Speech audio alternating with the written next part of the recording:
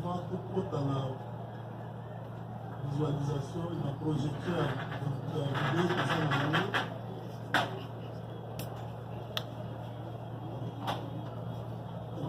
Ils ont inutile pour isoler bien le principe public, pour isoler bien le même.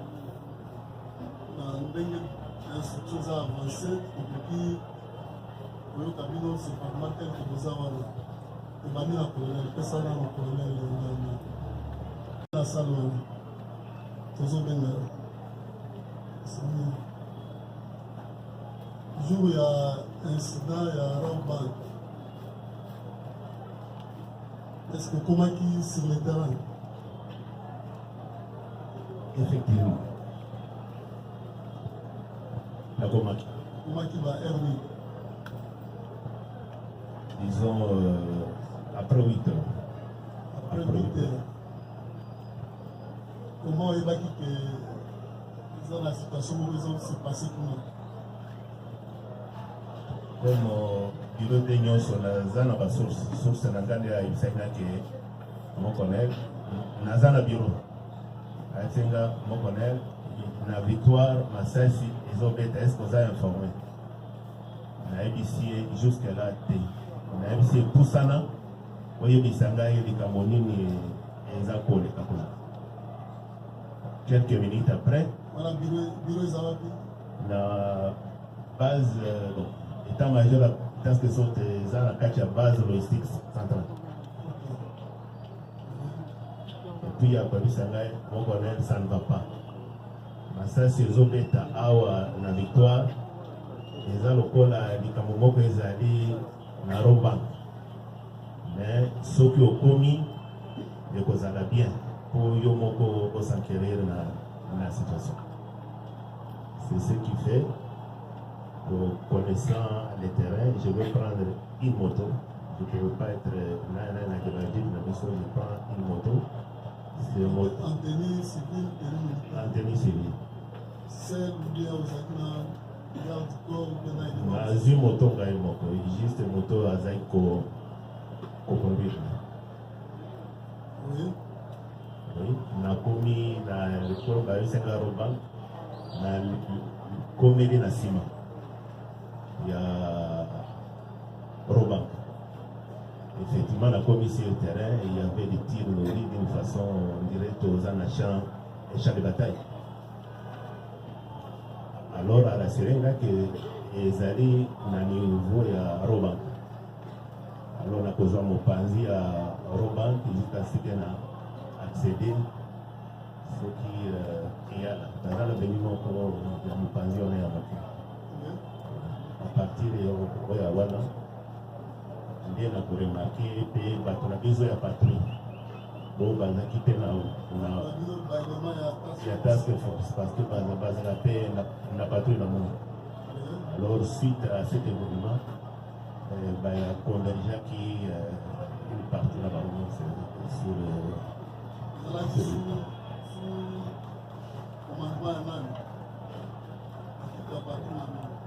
bon, et ça m'a marqué les 16, et dans la vie, patrouille, ça change chaque fois.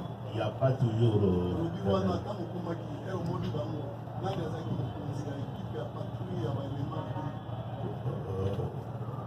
S'il vous plaît, Monsieur le Président, patrouille et Zaka composé dans l'élément, il y a task force, dans l'élément de bataillon père. Donc, il est difficile de s'y mais ceux qui n'ont pas de document, il y a patrouille à UNGP.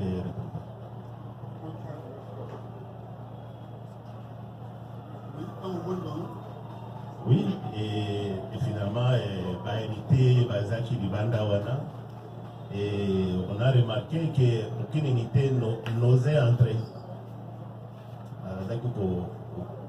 Oser entrer. Alors quand nous sommes organisés pour entrer, parce que ce qui nous intéressait, ce sont les tirs. Les tirs à l'intérieur. Nous sommes organisés, Ngaï n'a quelques éléments d'ambition. Il y a task force.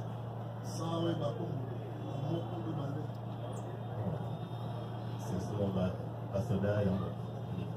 Mais si ceux qui l'ont fouillé, je vais répondre. Parce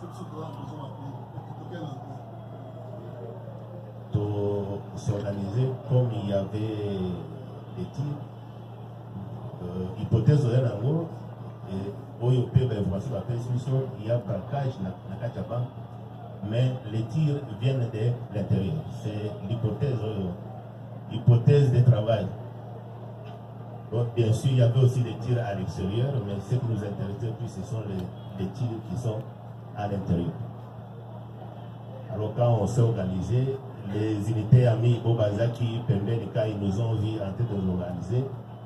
Ils nous ont accompagnés pour pénétrer à l'intérieur. Il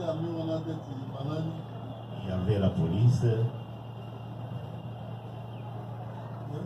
C'est principalement plusieurs composantes de la police d'Alger.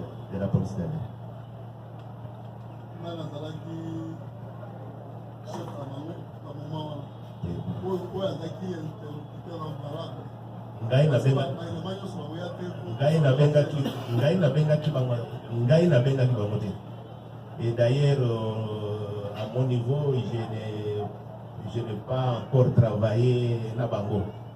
Mais quand ils nous ont vu prendre la décision d'entrer, plusieurs éléments de la police nous ont accompagnés. Sans identifier les plus gradés parmi eux, où il y a beaucoup de choses à dire.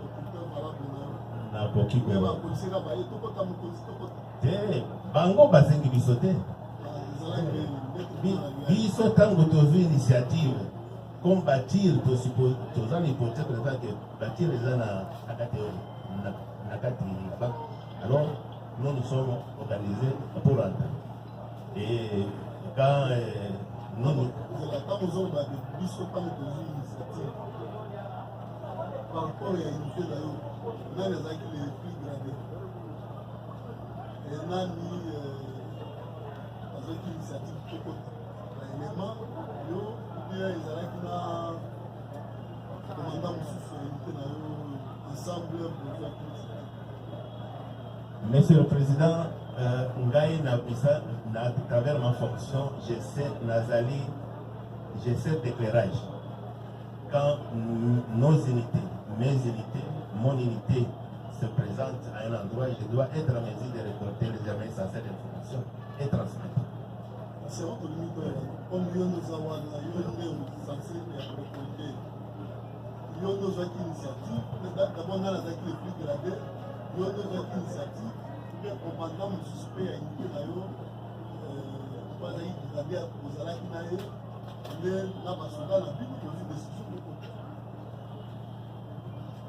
Ceux qui n'a fouillé le rôle, je peux retrouver le rôle la patrouille à jour. L'initiative est na lobiboy. Au lieu de se malibanda, moi je trouve pour bien renseigner ma hiérarchie en tronc pour voir exactement qu'est-ce qui se passe.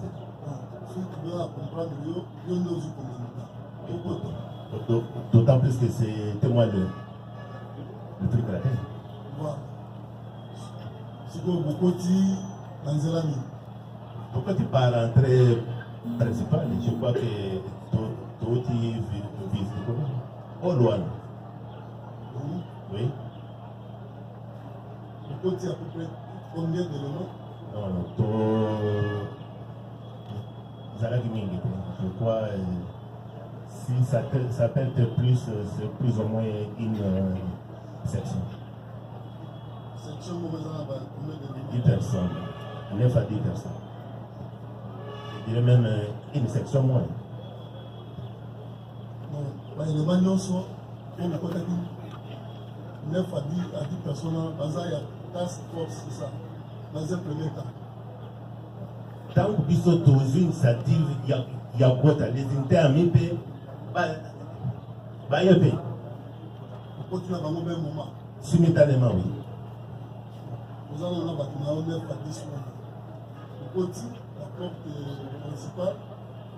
Oui, tant que tu côté la porte principale, tu côté tout à l'intérieur, basé en désarroi, le personnel y a vigile. Le comptoir est à la gauche. Bazawana, basali en panique même, parce que ça tirait.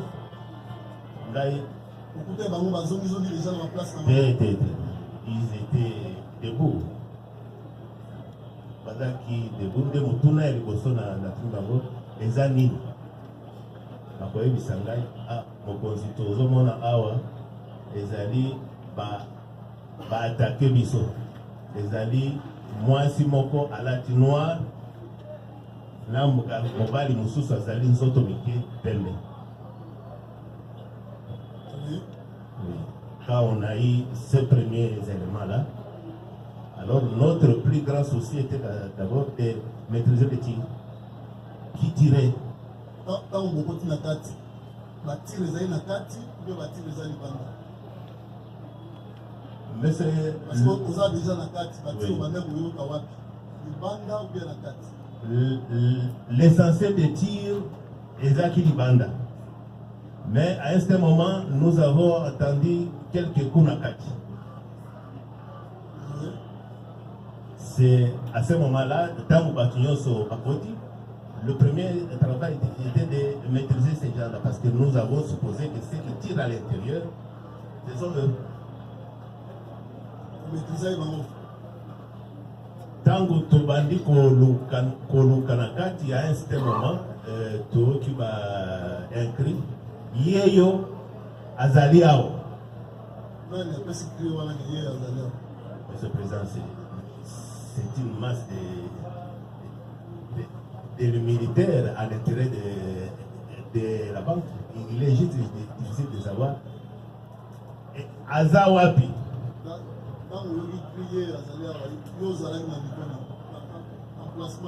Nazalaki na hall d'entrée. Tobimi, Tobandi Kofouye, Nde Togo, Nde Tiane Azaliao. Alors, Nakopusana, pour ne pas dire Tokopusana, Toki que moto a passé message à ça, au côté à Bianderi. Alors, l'élément Nyoso va converger dans la carte.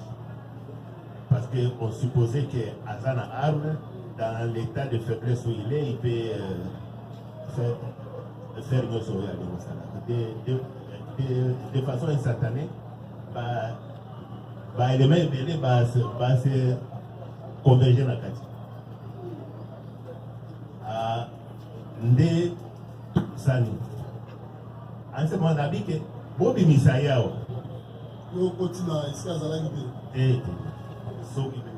Mais c'était plein dedans.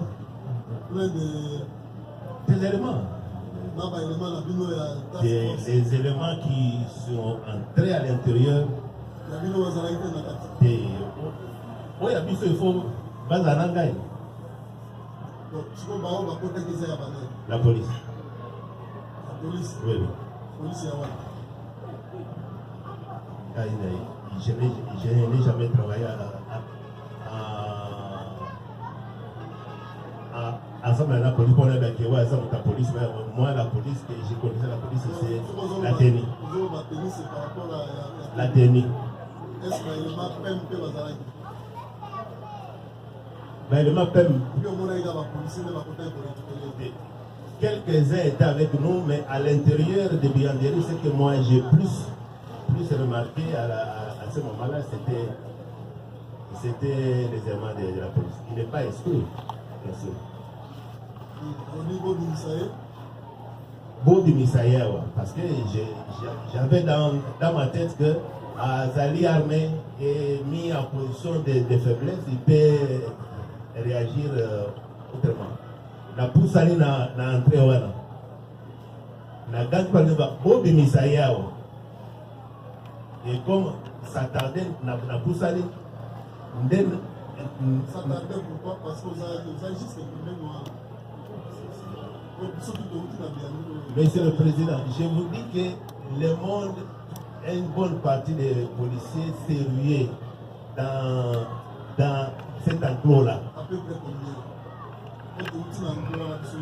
Mais c'était plein. C'était plein dedans.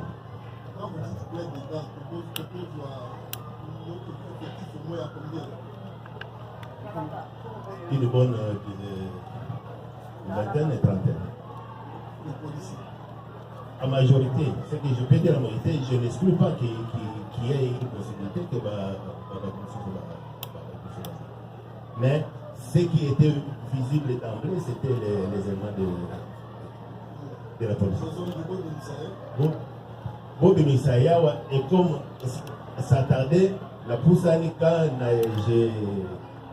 j'ai tourné, Ndenamoni va pousser na moi entrée. C'est à ce moment-là que na simbi bilamba na ye na kol na bimisie na traîné ti na entrée à Olo. Quand vous bimisie, vous m'avez dit ce que j'ai juste remarqué pistolet. Ce que j'ai remarqué sur lui. Oui, bien sûr, c'est mon état-major qui a transmis ça. Je n'ai pas vu. Je n'ai pas vu. Notre problème essentiel, c'était maîtriser les tirs. Comme on a senti qu'une des cibles pour atteindre notre problème était là. Quand vous maîtrisez, vous voyez que après vous avez est-ce que vous avez tirer la tire négatif. C'était juste joué en plastique. En dehors, et quand on a tiré, on a entré à Hall, la salle est premier fruit. À ce moment, directement, nos amis de la police, j'ai dit la police parce que je les ai dit en tenue, bâtir mes notes. Quand vous savez faire, et là, à part pistolet et loco de société. Je n'avais pas remarqué. C'était la première fuite. Je n'avais pas remarqué ça.